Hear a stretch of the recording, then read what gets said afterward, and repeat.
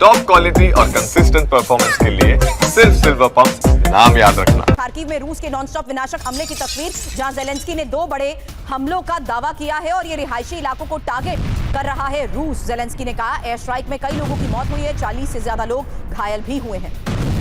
Kharkiv में रूस के नॉनस्टॉप हमले, एक और बड़ी तस्वीर आपके सामने रखेंगे। उससे पहले देखिए रिहायशी इलाकों को टारगेट करने के बाद जेलेंस्की ने एक बार फिर से दोहराई है, यानी रॉकेट फैक्ट्री को टारगेट किया गया है और रूसी हमले से रॉकेट फैक्ट्री को भारी नुकसान पहुंचा है। हालांकि धमाकों से फैक्ट्री में लगी भीषण आग की ये तस्वीर सामने आई है और रूसी रक्षा मंत्रालय का ये बड़ा दावा है।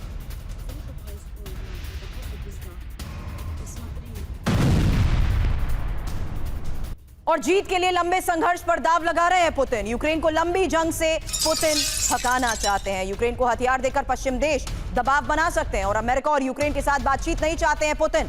Institute for the study of war का यह बड़ा दावा है क्या? और इसी दावे को देखते हुए अगला बड़ा सवाल दीपक वोरा सर आप ही से करूंगी कि क्या वाकई लंबी जंग से यूक्रेन पुतिन जीत पाएंगे? अब पूरे कब्जे की बात और उसकी रिपोर्ट मैंने थोड़ी देर पहले दिखाई, साथ ही के सिन्हा सर से इसको लेकर भी सवाल किया। लेकिन अब युद्ध में जीत के लिए लंबे संघर्ष पर पुतिन दाव लगा रहे हैं। यूक्रेनी सेना को लंबी जंग से थकाना चाहते हैं पुतिन और अमेरिका के institute for the study of war का यह बड़ा दावा है, जहां यूक्रेन को पश्चिमी देशों से लगातार मदद की जरूरत है और अमेरिका और यूक्रेन के साथ बातचीत नहीं चाहते हैं पुतिन। इस बीच जंग में भारी नुकसान रूस को बातचीत की टेबल पर लाएगा और आर्थिक दबाव से बातचीत के लिए रूस मजबूर हो सकता है। क्या ऐसा संभव है कि कहीं ना कहीं मिलिट्री लेवल पर भी रूस को कमजोर किया जाए और इन तमाम इकोनॉमिक सैंक्शंस के बलबूते रूस को टेबल पर क्या ला पाएंगे?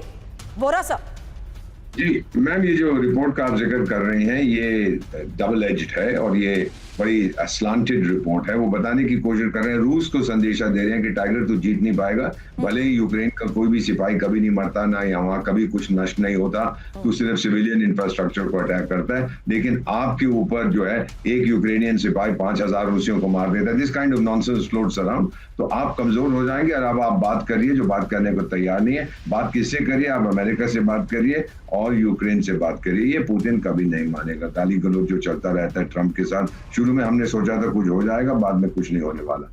ये टाइम के लिए खेल रहा है।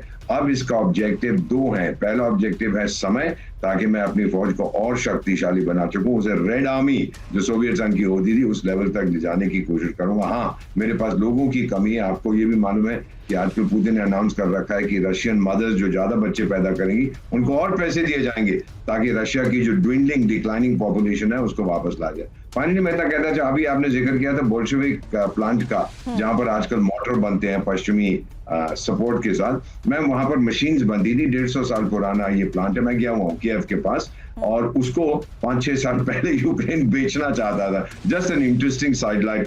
एक भारतीय कंपनी को भी इन्वॉल्व किया था, भाई आप लोग खरीद लीजिएगा, वो नहीं ले रहे। Just one of those thing. अब वहां पे 120 mm के मोटर्स बनते हैं, तो किसी ने वहां पे शुरू किया और रूस ने उसके ऊपर जो है हमला किया है। अब मेरा मानना है कि मैम वो अब हल्के हल्के जो आप देखेंगे, आप ही की चैनल से मैं सुनता हूँ विच इज परफेक्ट एनालिसिस, कि वो ज्यादा अब अटैक करेगा मिलिट्री फैसिलिटीज को जहां प्रोडक्शन होती है। अब वो ये नहीं देखेगा कि क्या हो रहा है क्या नहीं हो रहा, पूरी तरह से यूक्रेन को ध्वस्त करके बर्बाद करके वहां जाके बैठ जाएगा, बोलेगा अब नेटो वाले अगर आप आना चाहते हो, यूक्रेन को बचाना चाहते हो, आ जाओ। अब देखते हैं मैदान जंग में। टॉक्स इज फिनिश्ड, कोई बात नहीं करेगा। Understood sir.